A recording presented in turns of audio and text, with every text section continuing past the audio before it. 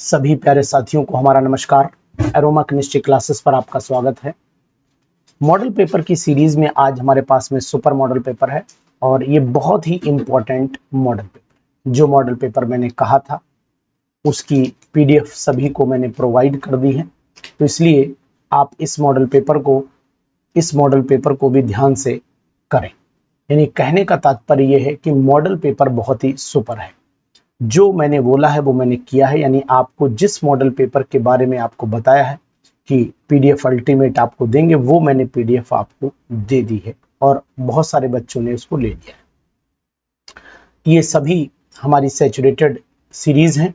Saturated का मतलब होता है कि सभी सीरीज हमारी बहुत ही इंपॉर्टेंट है, यानी ये क्वेश्चंस वो हैं जो एग्जामिनेशन में आने की संभावना रखते हैं। तो चलिए हम इनको आगे बढ़ाते हुए कंटिन्यू कर लेते हैं। ये कंपाउंड जो आपको दिखाई दे रहा है, ये कंपाउंड आखिरकार कौन सा, ड्रग कौन सी, इस पहचानना है ये ड्रग कौन सी है। तो आप जानते हैं कि ये आपकी जो है वो ट्रैंकुलाइजर है, और ट्रैंकुलाइजर जो होती हैं वो ये हम कहें तो यहाँ पर ट्रैंकुलाइजर है, और ट्रैंकुलाइजर जो होती है वो एंटी डिप्रेसेंट ड्रग मानी जाती है। यानी कि यहाँ पर ऑप्शन अगर हम देखेंगे तो ये आ जाएगा एंटी डिप्रेसेंट ड्रग, ठीक है ना। ट्रैंकुलाइजर जो होती है वो सभी एंटी डिप्रेसेंट होती हैं।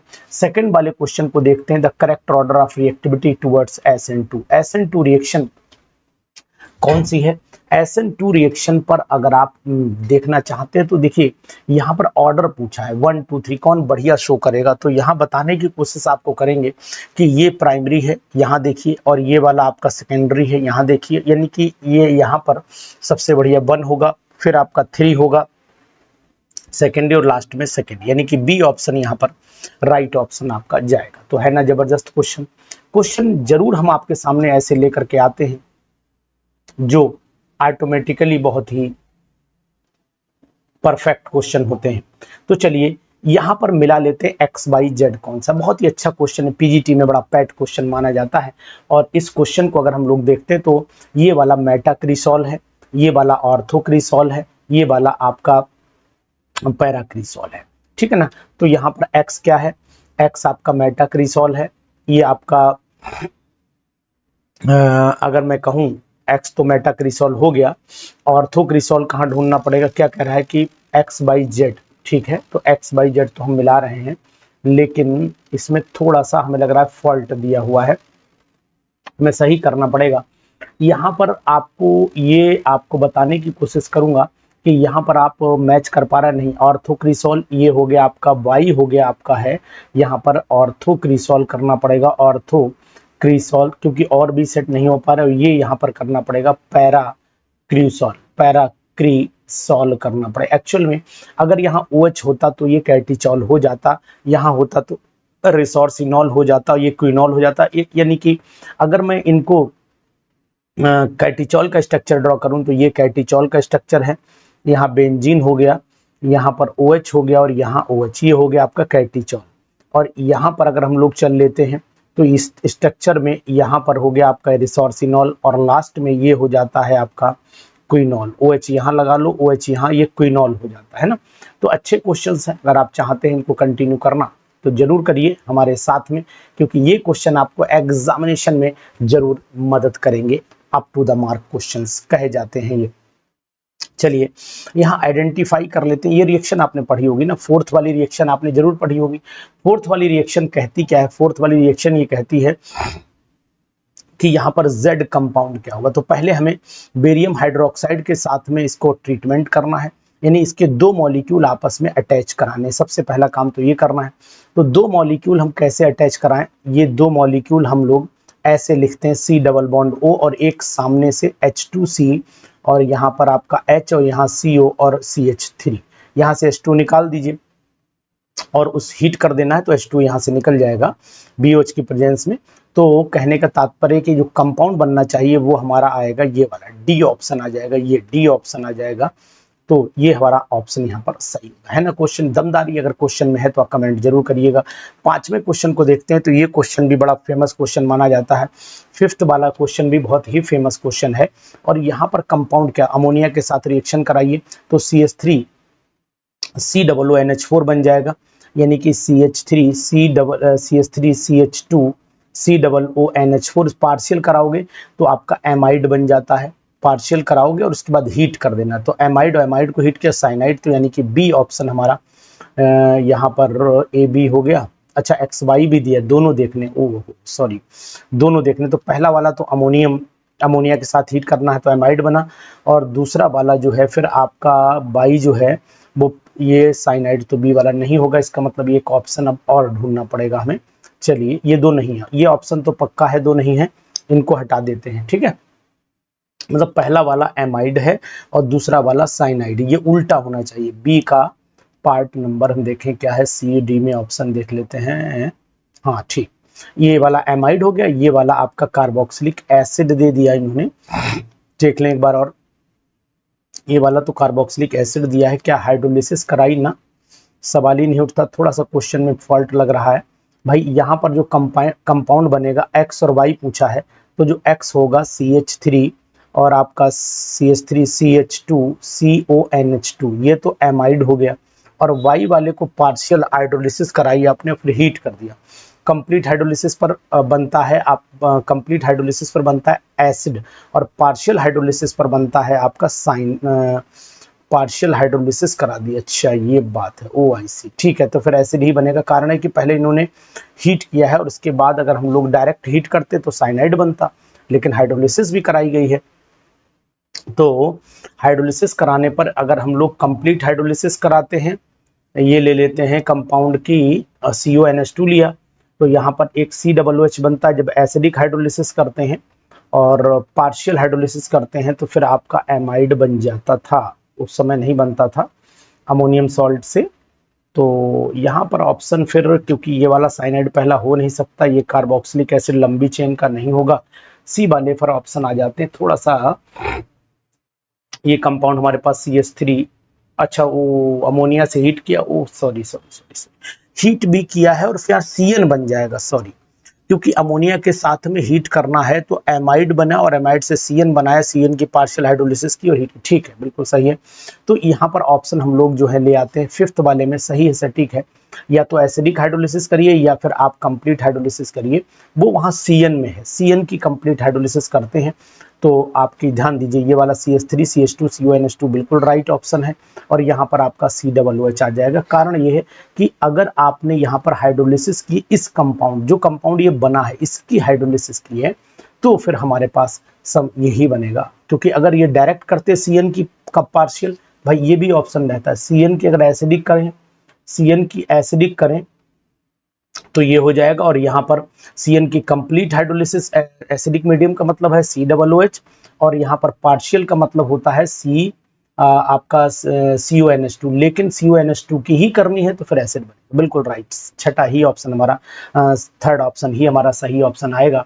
तो हम इस क्वेश्चन को भी बाद में करेंगे, ठीक है, बहुत ही अच्छा क्वेश्चन है, इंपॉर्टेंट क्वेश्चन है। चलिए 6th क्वेश्चन पर चले आते हैं, क्वेश्चन नंबर 6, बहुत ही जबरदस्त क्वेश्चन, ये भी अच्छा क्वेश्चन माना जाता है। ये हमने ले लिया एनिलीन, एनिलीन का अगर आपने रिएक्शन करा दिया तो यहाँ पर आपका कंपाउंड बन जाएगा ये वाला, NH हो गया, CO हो गया, CH3 हो गया, Br2 से रिएक्शन कराइए, Br2 से रिएक्शन कराने पर पैरा पोजीशन, और उसके बाद आपने एसिटिक एसिड से ट्रीटमेंट करा दिया, तो आपका कंपाउंड यहाँ पर तो वही आएगा कि यहाँ पर NH CO CH3 और यहाँ पर आपका Br लग जाएगा, फिर यहाँ पर एनिलीन ग्रुप वापस आ जाएगा, यानी कि NH2 हो जाएगा, और यहाँ पर आपका Br।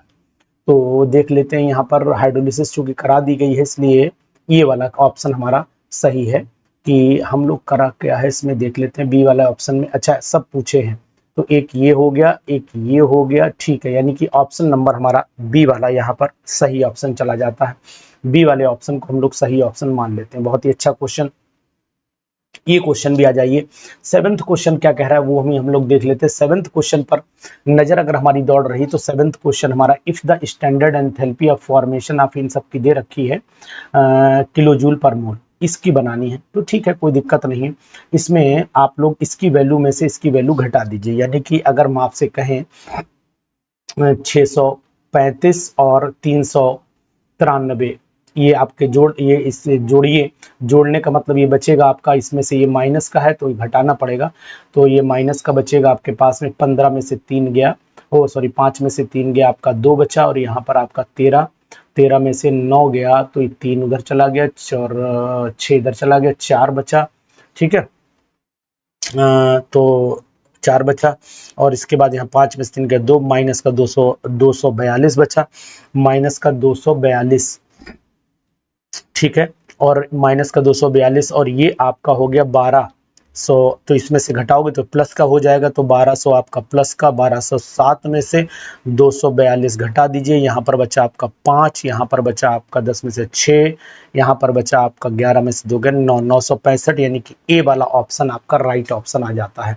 अच्छा क्वेश्चन है, इंपॉर्टेंट क्वेश्चन है साथियों, इस क्वेश्चन को आप जरूर कर लीजिए, और मैं तो कहता हूं ऐसे क्वेश्चन की सीरीज आप छोड़िए बिल्कुल मत। अगर हमारे चैनल पर हैं तो हम आपको लगातार परफेक्ट क्वेश्चन, अभी देखना पॉलीन्यूक्लियर हेटेरो के भी बड़ा बढ़िया बढ़िया क्वेश्चन कराएंगे अगर आप चाहते हैं तो।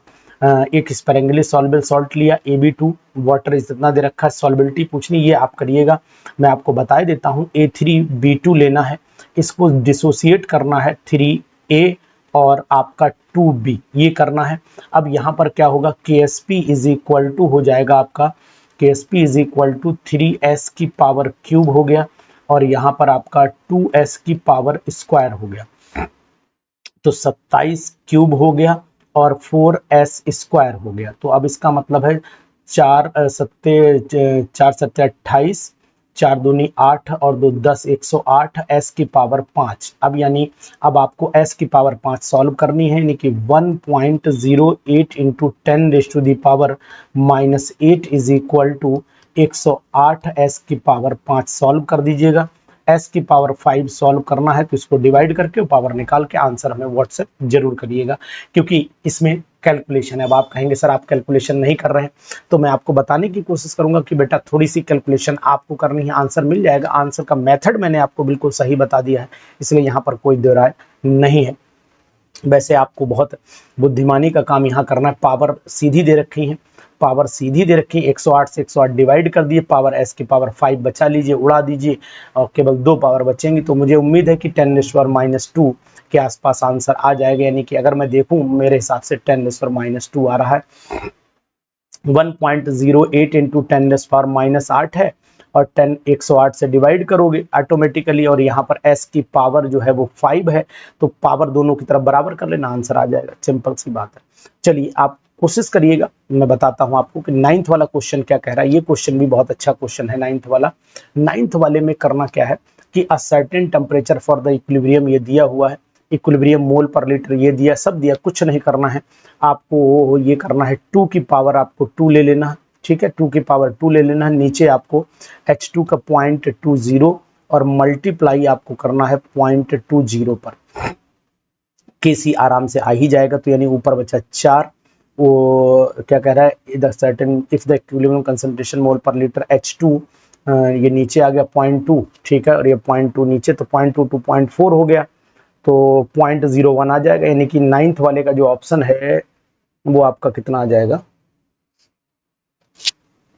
4 ऊपर आ गया, ठीक है, 4 ऊपर आ गया, नीचे आ गया 0.02, 0.0 ये हटा दो तो 0.04 मान लेते हैं, 0.04 मान लेते हैं। तो इसका मतलब यहाँ पर हम लोग डेसिमल हटाएंगे 400, यानी कि 100 आंसर सी ऑप्शन आ जाएगा, सी ऑप्शन आएगा, ठीक है, राइट, सी ऑप्शन आएगा। बहुत ही अच्छा क्वेश्चन, देखिए कितना अच्छा क्वेश्चन है, इंपॉर्टेंट है। Hydrogen resembles alkali metals in many respect, कितने रिस्पेक्ट में रिजेंबल करता है तो आपको पता होना चाहिए। हाइड्रोजन एल्कली मेटल से रिजेंबल, लेकिन डिफरेंट क्या है, हाइड्रोजन मेटल तो है ही नहीं, तो मेटलिक करेक्टर में ही डिफरेंस होगा, बाकी किसी में डिफरेंस नहीं होगा, है ना।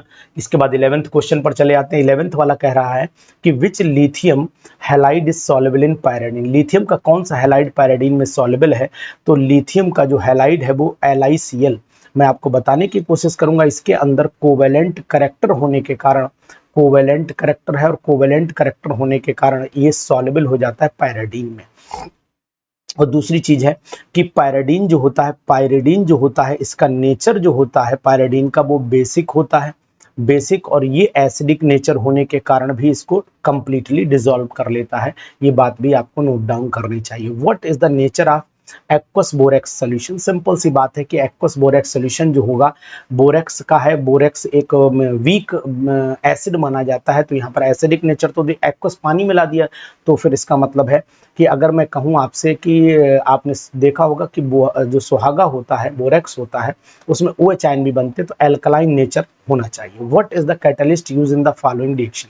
इस रिएक्शन में कैटलिस्ट कौन सा प्रयोग हो रहा है, ये तो आप भी जानते हो कैटलिस्ट कौन सा प्रयोग होगा, और आप हमें बताएंगे कि 13 वाले में कैटलिस्ट जो है वो यहाँ पर कॉपर का प्रयोग करते हैं, तभी ये कंपाउंड पॉसिबल है। याद करिएगा रिएक्शन है तो यहाँ पर कॉपर कैटलिस्ट, तो कॉपर पाउडर एक ही बात है, कॉपर कैटलिस्ट या कॉपर पाउडर लिख सकते हो। 14 वाले का जवाब दिए, what are the height in kilometre from the sea level, troposphere and stratosphere. ये तो आपको याद करने वाली बात है, अगर आपने याद कर ली 10 से लगभग 50 के आसपास रहती है, तो अब मैं यहाँ पर 10, ट्रोपोस्फीयर में 10 होती है, उसमें लगभग 10 से 50 के बीच में होती है, तो यहाँ पर 5 है, 10-50, यानी बी वाले ऑप्शन पर चले जाए।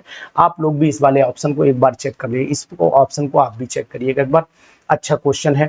15th वाले पर चले आते हैं। 15th क्वेश्चन भी बहुत ही जबरदस्त क्वेश्चन है और मैं कहूंगा कि आप इसको जरूर लगाइए। नंबरिंग कर लेते हैं यहाँ से 1 2, यहाँ से 1 ले लीजिए, 2 ले लीजिए, 3 ले लीजिए, 4 ले लीजिए, तो 4 हाइड्रोक्सी हो गया, 1 2 3 4, ठीक है। लेकिन यहाँ 4 हाइड्रोक्सी कहीं यहाँ दिया है, पहले दिया है 4 हाइड्रोक्सी, 5 पर आपका मिथाइल हो गया, ठीक है, और 6 हेक्सेन हो गया, ठीक है। ये बिल्कुल सही, ए वाला ऑप्शन बिल्कुल राइट है। करिए ऐसे क्वेश्चन, करेंगे ना, बिल्कुल करेंगे, वादा करिए हमसे कि ऐसे क्वेश्चन करेंगे। विच one of the following statement is not correct? इसमें से कौन सा स्टेटमेंट करेक्ट नहीं है? तो एल्केन अंडरगोज हेलोजिनेशन, ठीक है। Ethane exhibit the confirmation isomerism, ये भी ठीक है। Sodium acetate on heating soda lime methane बनाता है। इलेक्ट्रोलिसिस ऑफ सोडियम मीथेन नहीं देता है, यहाँ पर इथेन बनता है। सोडियम एसीटेट के इलेक्ट्रोलिसिस से इथेन मिलता है, तो यहाँ पर सही कर लीजिए, यही वाला हमारा रॉन्ग ऑप्शन है। तो 16 वाला जबरदस्त क्वेश्चन था। तो ऐसे क्वेश्चन अगर आप करना चाहते हैं और ऐसे क्वेश्चन पर रहना चाहते हैं तो फिर हमारे साथ जरूर बने रहिए एरोमा केमिस्ट्री क्लासेस के उस जबरदस्त प्लेटफॉर्म पर, जहां क्वेश्चन बहुत अपने में परफेक्ट होते हैं, इस बात का ध्यान दीजिएगा। क्वेश्चन नंबर 17 पे आते हैं। Which one of the following statement is correct? यहाँ पर कौन सा करेक्ट है? तो deactivating group, ortho and para directing group correct है, तो ये तो इनकरेक्ट हो गया।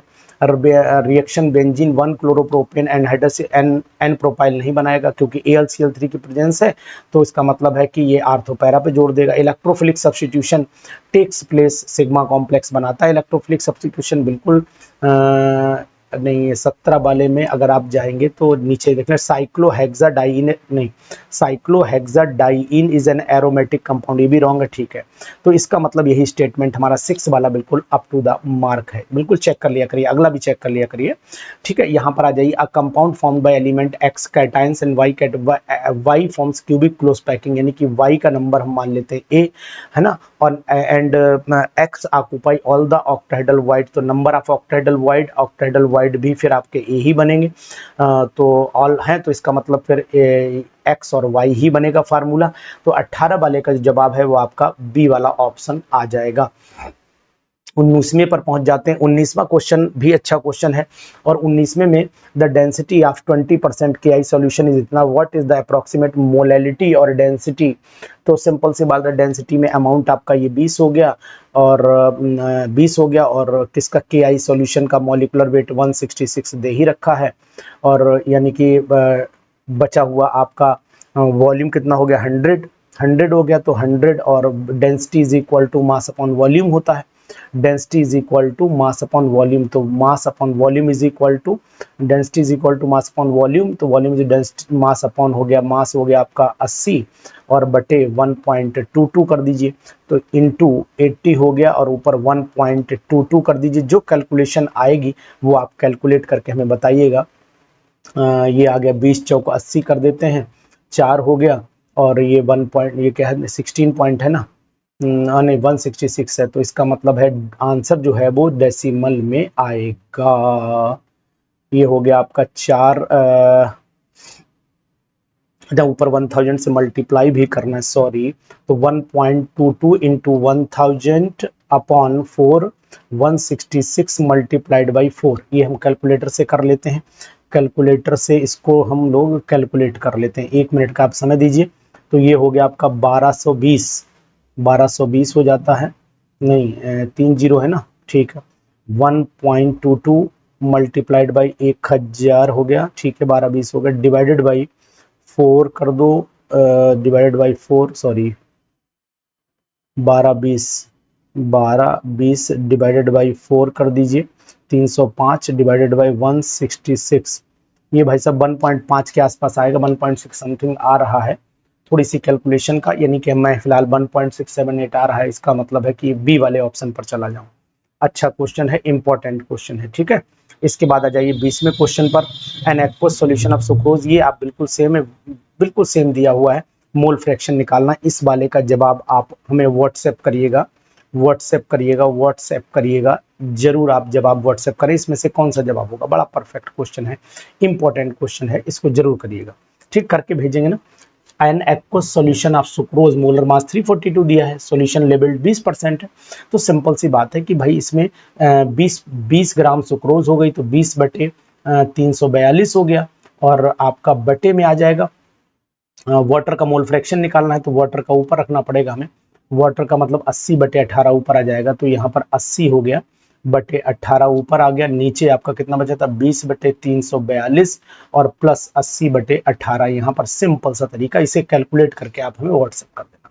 द कंडक्टिविटी ऑफ, ये क्वेश्चन तो मान के चलो बिल्कुल पैट है, रटा हुआ हो गया होगा, रट गया होगा इसका आंसर, इसमें तो कोई दोराय है ही नहीं कि इसके आंसर में बिल्कुल आपको 21वें वाले क्वेश्चन पे मैं ये भी कहूंगा कि ये क्वेश्चन एनसीईआरटी से जुड़ा हुआ क्वेश्चन, इसलिए आपको रटने की इसमें मतलब बार बार कराते होंगे बच्चों को, तो यहाँ पर ऑप्शन भी गलत होने के चांस नहीं, इसका आंसर जो है वो आप ध्यान दीजिए 10, ये आपका मल्टीप्लाई, ये वैल्यू जो आपको दे रखी है ये 1.41 इंटू 10⁻⁻, कंडक्टिविटी निकालनी है ना, तो ये हो गया -3, और इसकी कंसंट्रेशन 0.01 है, इसको हटा दीजिए, ऊपर इंटू 100 कर दीजिए, तो इसका 141 हो गया, यानी कि आंसर जो है सिंपल सी बात है कि पावर ऊपर चली जाएगी, ये 100 हो गया, 100 से मल्टीप्लाई 141 हो गया, और आप 141 में कर दीजिए, और आगे द इट्स मोलर कंडक्टिविटी तो 141, लेकिन साइमन सेंटीमीटर में कंडक्टिविटी मोल पर लीटर है, साइमन सेंटीमीटर इनवर्स है ना, ये साइमन सेंटीमीटर इनवर्स है, इसको आपको लीटर में कन्वर्ट करना पड़ेगा,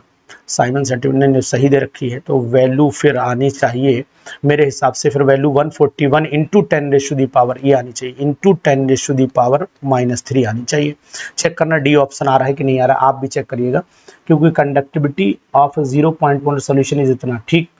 what is the molar, lambda M पूछा है, कप्पा ऊपर आ गया, इंटू 1000, अच्छा सॉरी 1000 भी ऊपर है, ओहो, तो फिर आंसर यही आएगा, ठीक है, 1000 भी ऊपर है, तो आंसर हमारा बिल्कुल सही आएगा, 1000 भी ऊपर है ना, इसलिए आंसर हमारा डी ही बिल्कुल पूरा 141, क्योंकि वो मल्टीप्लाई में कट जाएगा, ठीक है।